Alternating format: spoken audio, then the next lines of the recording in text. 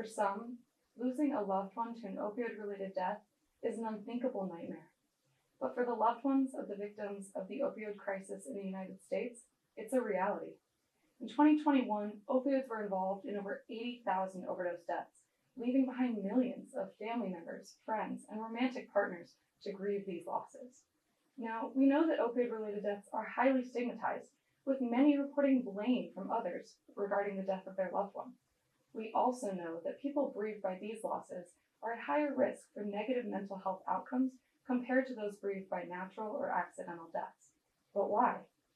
Everyone's grief experience is unique and personal, but we don't know enough about what specifically contributes to more positive or negative grief outcomes after an opioid-related death. This makes it difficult for psychologists to effectively intervene in a population that needs care. I wanted to address this problem. I looked at two outcomes: prolonged grief and post-traumatic growth. Prolonged grief is intense grief symptoms that last longer than typical grief reactions. Post-traumatic growth is positive change that happens as a result of a highly challenging life event.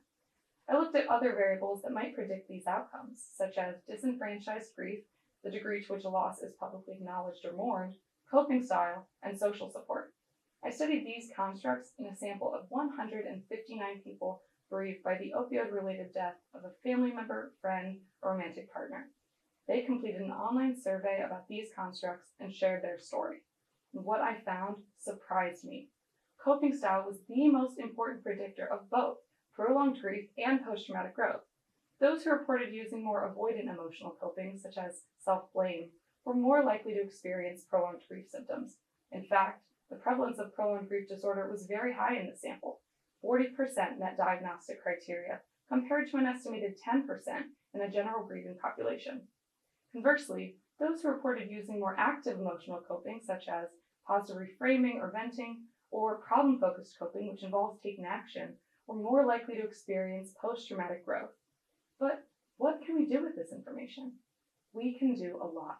Psychologists may be able to facilitate post-traumatic growth in people bereaved by opioid-related deaths by providing psychoeducation about active emotional and problem-focused coping.